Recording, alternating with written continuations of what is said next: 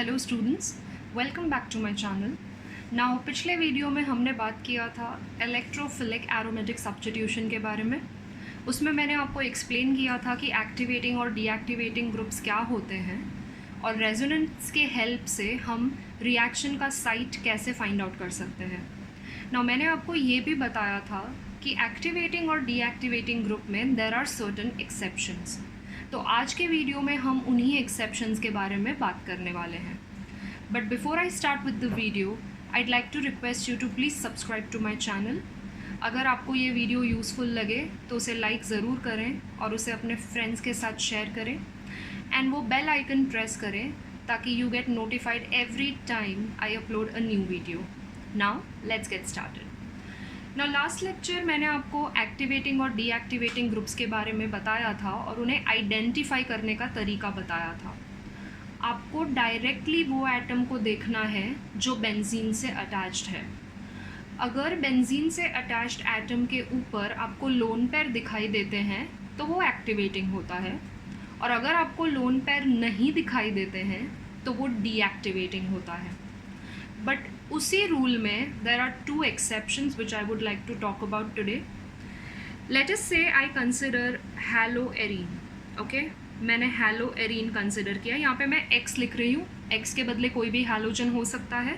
Now as you all know that halogens have 3 lone pairs. Now according to what I had explained last time, यहाँ पे benzene से directly attached halogen है जिसके ऊपर lone pair है, correct.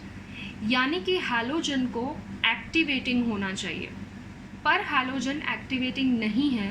Halogens are deactivating groups but they are ortho para directing. Now सबसे पहले हम ये देखेंगे कि ये ऑर्थो पैरा डायरेक्टिंग क्यों है। So we'll have to write resonance for that. So I will shift this lone pair over here and bond यहाँ पे आ जाएगा। So you will get a structure like this, जहाँ इन दोनों बॉन्ड्स को मैंने कुछ नहीं किया है। ये जो बॉन्ड है वो इस कॉर्नर पे नेगेटिव चार्ज बनाएगा। This lone pair is shifted here, so this will get converted to a double bond X. I have 2 lone pair and एक पॉजिटिव चार्ज। ये पॉजिटिव चार्ज यहाँ पे क्यों आया है? Because out of the 3 lone pairs एक lone pair bond formation में चला गया है। That means halogen has become electron deficient, that is why there is a positive charge over here. Now next resonating structure क्या होगा? This negative charge will shifted here and यहाँ पे ये bond आ जाएगा। सो you will get something like this. This part remains as it is. The following structure will be like this, and you have to continue writing the structures till you get the original structure back. और आपको जो original structure मिलेगा उसमें सिर्फ bonds rearrange होंगे, बाकी सारी चीज़ें वैसी की वैसी ही रहती हैं।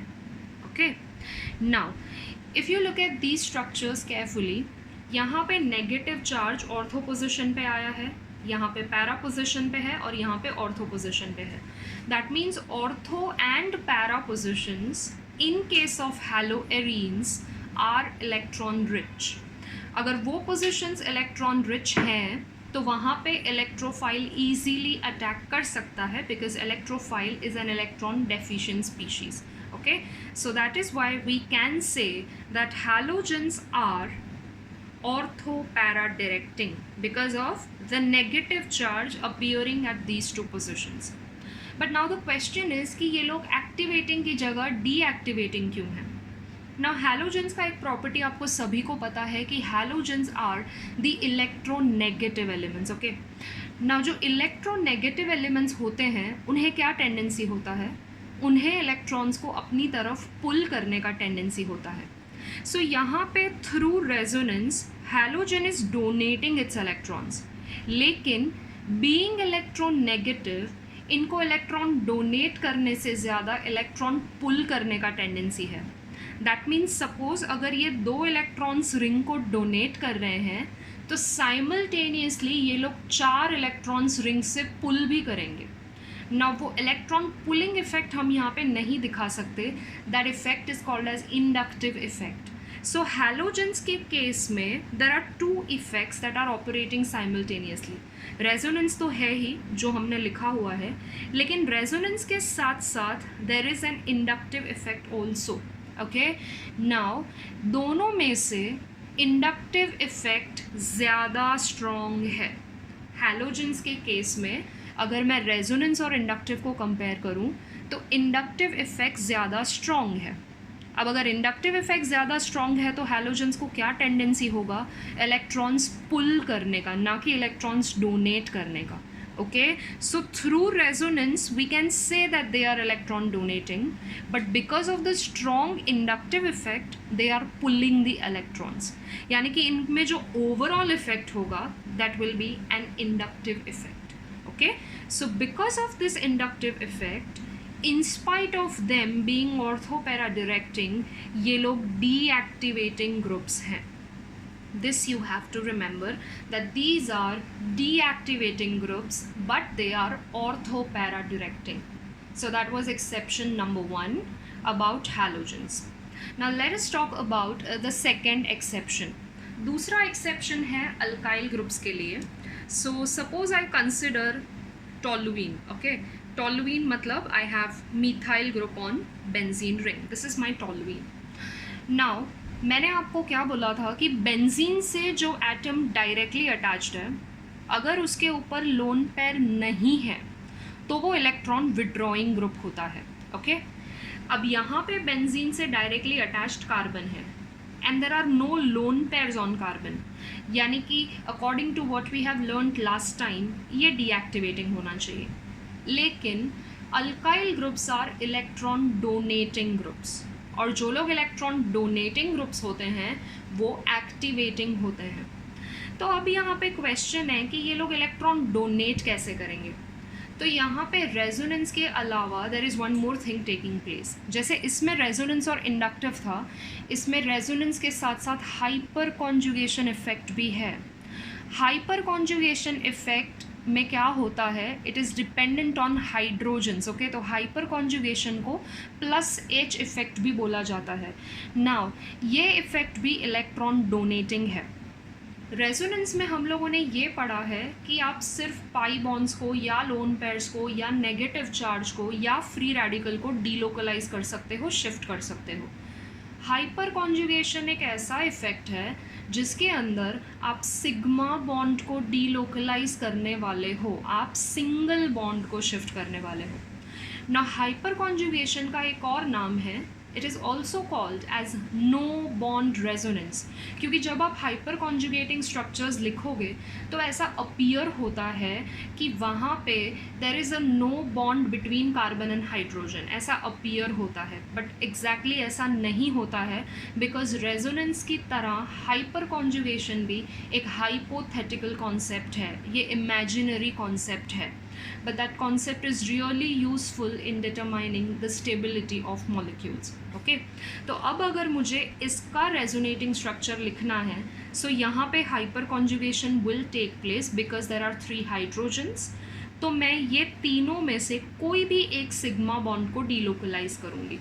So let us say I delocalize this sigma bond and then this bond will be shifted over here. So मुझे क्या मिलेगा, I will have a ring. ये दोनों बॉन्ड्स को मैंने कुछ भी नहीं किया है. Now this single bond will get converted to double bond C, then H, और यहाँ पे हाइड्रोजन आएगा.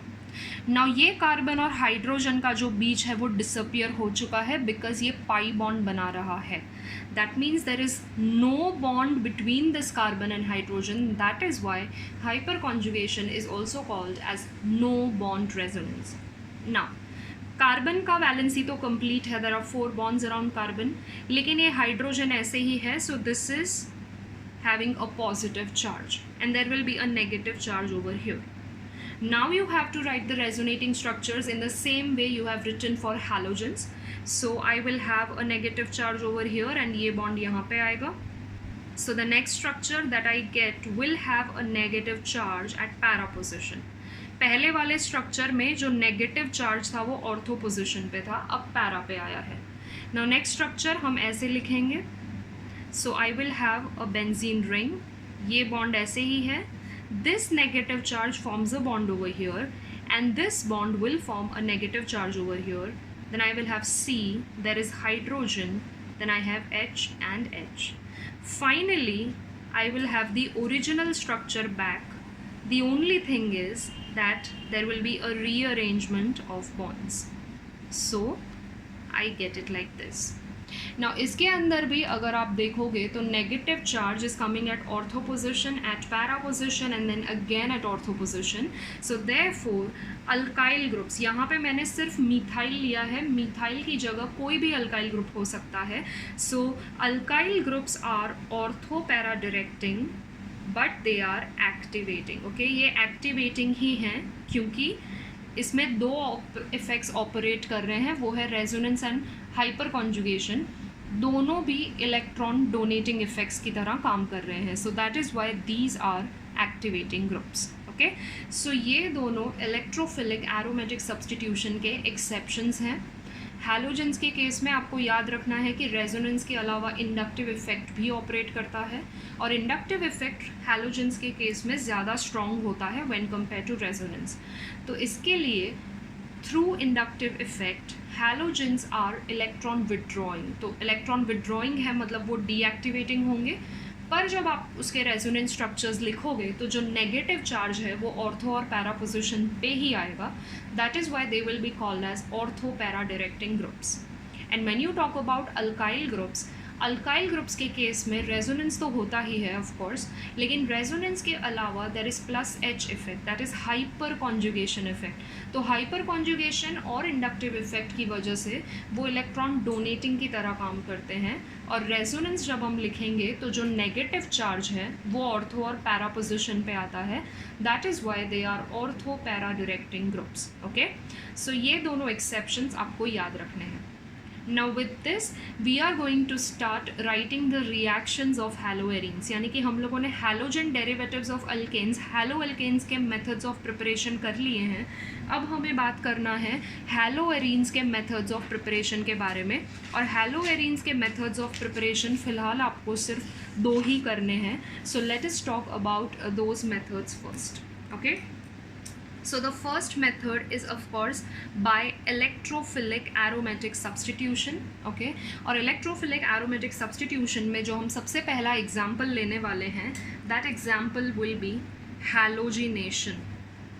Okay, halogenation का मतलब है you are going to bring halogen on aromatic ring. Okay, तो यहाँ पे suppose I take toluene, मैंने जिसका अभी अभी आपको रेजोनेटिंग स्ट्रक्चर लिख के बताया. Let us say we take toluene, that is methyl benzene. और मिथाइल बेंजीन को सपोज मैंने किसी हैलोजन से रिएक्ट किया. ना यहाँ पे फ्लोरीन नहीं होगा बिकॉज फ्लोरीन के साथ reactions are very explosive because of its high reactivity. Instead of this X2 you can have Cl2 and Br2. यहाँ पे आप क्लोरीन ले सकते हो और ब्रोमीन ले सकते हो.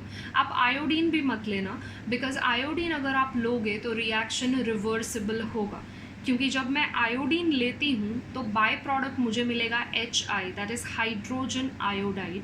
हाइड्रोजन आयोडाइड काफ़ी स्ट्रॉन्ग रिड्यूसिंग एजेंट होता है. Now what do I mean by reducing agent?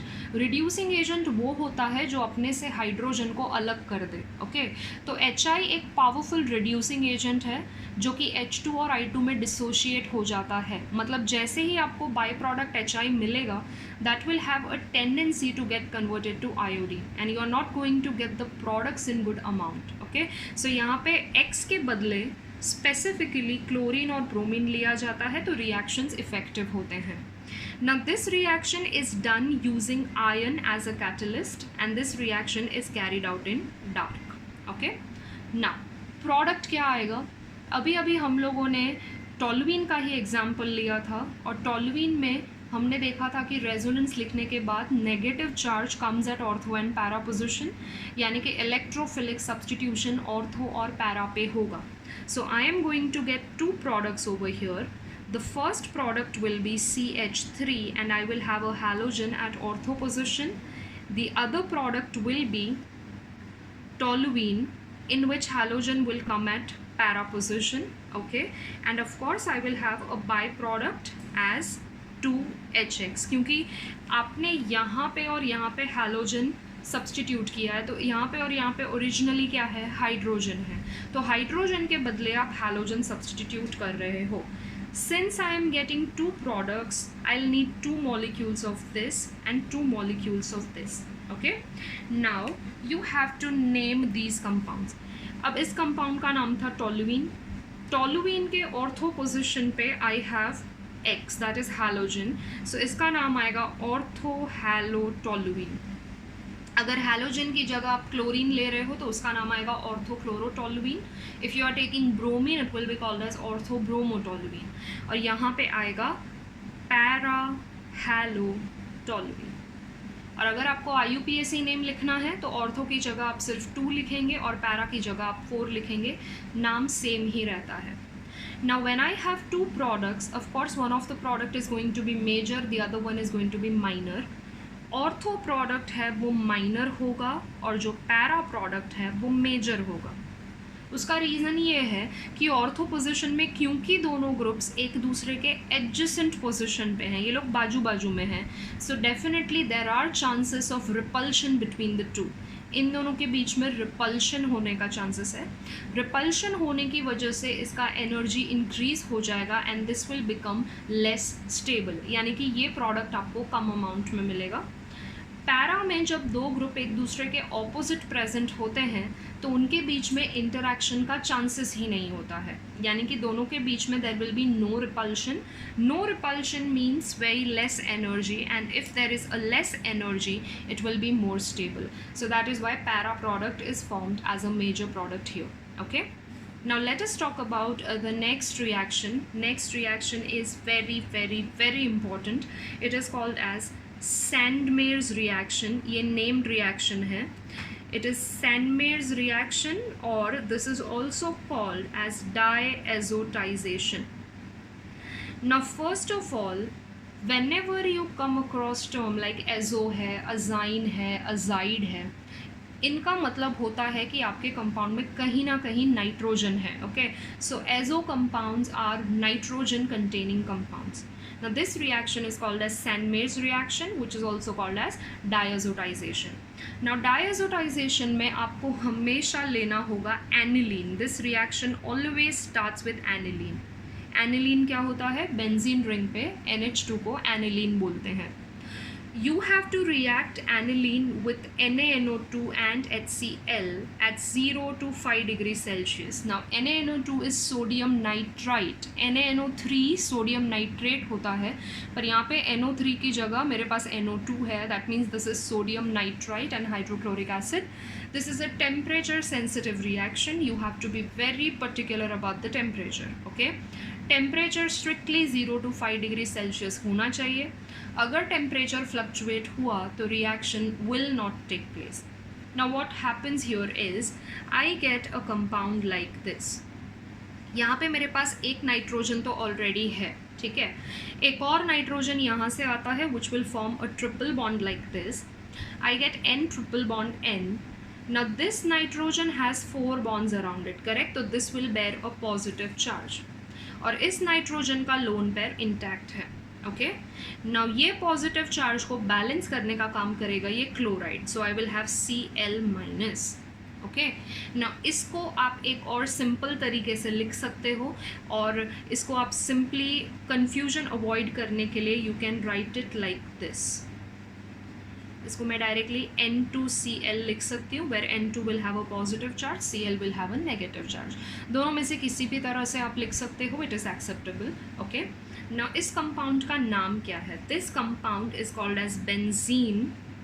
Okay, 2 nitrogens हैं जिन पे पॉजिटिव चार्ज है, so it is benzene diazonium. Okay, positive charge है तो सफिक्स IUM लिखते हैं हम, और Cl- के लिए I have chloride. Okay, so this is a salt which is called as benzene diazonium chloride. Now using this benzene diazonium chloride हमें ring पे हैलोजन लाना है. फिलहाल आप देख सकते हो कि रिंग पे डायरेक्टली नाइट्रोजन अटैच्ड है. Okay, but I don't want nitrogen directly attach to my benzene ring. I want halogen to be attach directly to my ring. So what am I going to do? अब इसमें से अगर मुझे हैलोएरीन prepare करना है तो I will have to take Cu2Cl2, I can take Cu2Br2 और I can take Ki. यानी कि अगर आपको क्लोरोबेंजीन प्रिपेयर करना है, क्लोरोबेंजीन का मतलब है कि रिंग पे क्लोरीन आएगा. ब्रोमोबेंजीन के लिए Cu2Br2 यूज़ करेंगे, क्लोरो के लिए Cu2Cl2 यूज़ करेंगे। लेकिन अगर आपको आयोडोबेंजीन प्रिपेयर करना है तो आप Cu2I2 यूज़ नहीं करेंगे, आप उसके लिए Ki, that is potassium iodide use करेंगे। ओके, सो अब जब मैं Cu2Cl2 यूज़ करूँगी या फिर CuCl भी बोल सकते हैं उसको, सो रिंग पे मेरे पास डायरेक्टली कौन आ जाएगा, I will have chlorine directly attach to my ring, plus this nitrogen will get liberated. Okay, now यहाँ पे exactly हो क्या रहा है, ये जो क्लोरीन है Cu2Cl2 का क्लोरीन है वो रिंग पे आ रहा है, ठीक है, तो नाइट्रोजन निकल गया, तो अब यहाँ पे हमारे पास बचेगा क्या, Cu2Cl बचेगा, दैट मीन्स ये अनस्टेबल हो जाएगा, तो ये जो क्लोरीन है ना दैट कम्स हियर, सो ये वापस Cu2Cl2 बन जाता है। ओके, नाउ Cu2Br2 में क्या होगा, रिंग पे आई will have bromine, nitrogen will be left. Now इसमें क्या होगा, ऑफ कोर्स ये जो ब्रोमीन है वो रिंग पे जा रहा है, N2 निकल गया, यहाँ पे Cl के बदले क्या आ जाएगा, ये वाला जो Cl है वो यहाँ पे इसके साथ आ जाएगा, तो this will become Cu2BrCl। Okay, Br2 नहीं रहेगा because I have a counter ion chloride over here, so यहाँ पे जो एक ब्रोमीन यहाँ से चला गया है, तो इसको बैलेंस करने के लिए ब्रोमीन के बदले हमारे पास कौन आ जाएगा, क्लोरीन आ जाएगा। एंड फाइनली Ki के साथ क्या होता है, Ki के साथ आई will have iodine on my ring, that is I will get iodobenzene, plus of course N2 will be liberated, और ये K और Cl है वो KCl बना देंगे। ओके, सो ये वाले जो रिएक्शंस हैं उन्हें बोला जाता है सैंड-मेयर्स रिएक्शन, और these are also called as diazotization reactions. Now ये वाला जो रिएक्शन है वो हमें आगे एक और चैप्टर में रिपीट होने वाला है, और इसके जैसे ही और बहुत सारे रिएक्शंस आएंगे तो वो हम अमाइंस में डिस्कस करेंगे। Okay, so for now these are the two methods of preparations of haloarenes which you have to remember. So for the first reaction आपको क्या याद रखना था, हैलोजिनेशन के लिए आप क्लोरीनेशन या ब्रोमिनेशन कर सकते हो, फ्लोरिनेशन नहीं होता है बिकॉज फ्लोरीन बहुत ज़्यादा रिएक्टिव है, सो रिएक्शन में इवन लीड टू एक्सप्लोजन, और आयोडीनेशन में जो बाई प्रोडक्ट मिलता है it is a reducing agent, तो रिएक्शन रिवर्स हो जाता है। And then Sandmer's reaction is also called as diazotization. It is a temperature sensitive reaction, so you have to make sure that the temperature of the reaction medium is always 0 to 5 degrees Celsius. अगर temperature fluctuate हुआ तो reaction will not take place, इसका मतलब है कि ये जो salt formation है ना वो higher temperature पे होगा ही नहीं, so your reaction will not proceed further. Okay, so I hope you understood this. I will see you next time. Until then, thank you so much.